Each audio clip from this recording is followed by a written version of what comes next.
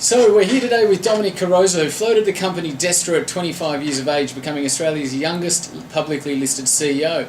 Dom went on to build Destra into a company doing over $100 million in annual revenues, and has more recently started the Future Capital Development Fund to invest into internet upstarts in Australia, and over the last couple of years has made more than a dozen investments throughout Australia. So Domenic, thanks for joining us. G'day, Jay.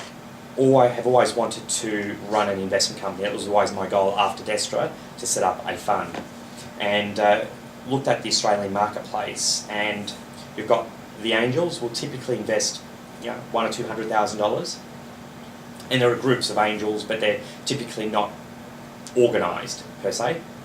Then you've got your venture capitalists that really won't touch anything less than a couple $1 million, and then I identified that there was a space really between a couple of $100,000 and $1 million for investment. And these days, with an internet company, a couple of $100,000, $500,000 will actually buy you quite a lot. You know, back 10 years ago, it didn't buy you too much. So we basically took over an existing fund called Future Capital, which was listed on a small, not very, very well-known exchange called APX.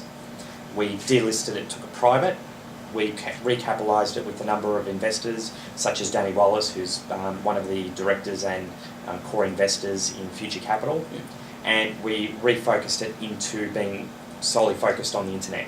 And so we've made over a dozen investments to date, all what I call internet upstarts. So that is internet companies that have been around for at least 12 months, have existing revenues and customers, and really need some capital to help them grow to the next level. So how I've positioned Future Capital is really a cross between an angel and a venture capitalist. And I guess the white space is a venture accelerator. We put in cash, we roll up our sleeves, and we help grow those companies and work with the entrepreneurs, the founders, the co-founders of those organisations in helping take their business to the next level. So you touched on existing revenues, existing clients need some capital to sort of grow, and that's where you guys come in. Can you go into a little bit more detail around specifically what kind of companies, so what do you look for in the companies that come to you? Okay, good question. The first thing that a couple of rules out of Destra, and my number one rule in business, no matter whatever the numbers are, my number one rule in business is I only ever work with people that I like. There have been scenarios, and I'll put up my hand and say, I've definitely learnt from that. Sometimes I did deals with people because the numbers look good, but maybe the people side of it I paid less attention to because I was excited about the numbers. These days I take a very different approach.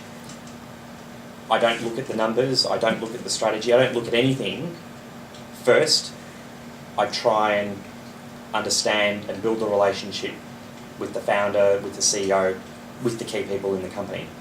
If I like the key people, then I'll basically start looking at the business and do I want to invest and how can we help grow, and look at all the other things that a normal angel / VC would typically look for. But my number one hurdle is can I actually work with this person? Do I actually like them? Because in business, stuff goes well. In business, stuff doesn't go well. So when stuff doesn't go too well, how are we actually going to work together? So that's actually one of the most important things in any type of transaction, is only working with the people that I like. Yeah, great. And in terms of on the sort of business model side of things, scalability, obviously it needs to be 100% online. Are there any other factors that come into the model? I like businesses that are virtual in nature and highly scalable. And so one of the companies is ourwishingwell.com, which is an online registry. So whether we have one customer or 1 million customers, there's a fixed cost in running that business. And we've got a whole bunch of others like eventarc.com and My Guest List, and so I try and find companies that are highly scalable in their nature. So we can double, triple revenue, and we only need to increase costs a small percentage. So they're some of the things that I look for. Typically local companies that have a global potential or global footprint, because the internet is global, so we might as well be focusing in on a global marketplace. Mm-hmm. So they're just some of the criteria in relation to future capital and how we operate.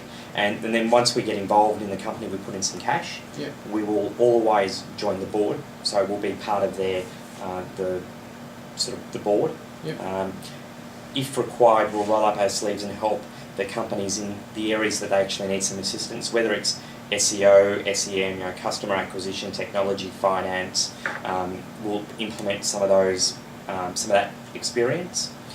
We typically will increase the layer of discipline, financial discipline and financial rigour around the organisation, because it's great running an internet company and we've got all these numbers coming through, but ultimately it's about the bottom line.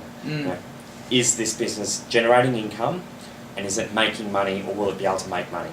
And if we can't do that, then there's no point in being in business. So we put some real solid disciplines around how we actually run the finance function in relation to the investee company. And so you mentioned before about the importance of liking the person and the entrepreneur and that sort of stuff. What for the people out there who are looking to approach investors and start to build relationships, can you break down into specifics what you look for in an entrepreneur? Okay. I think first and foremost, there's a gut feel aspect to it. Mm-hmm. When if you walk into an office, when you meet someone, I'm pretty certain that, well, for me anyway, and I'm sure it's different for each person, you get a certain feeling. I like this person, I don't like this person, question mark. There's a feeling aspect, and I think as I've grown and developed, I'm a little more in tune with that, the sixth sense, the sort of intuitive nature.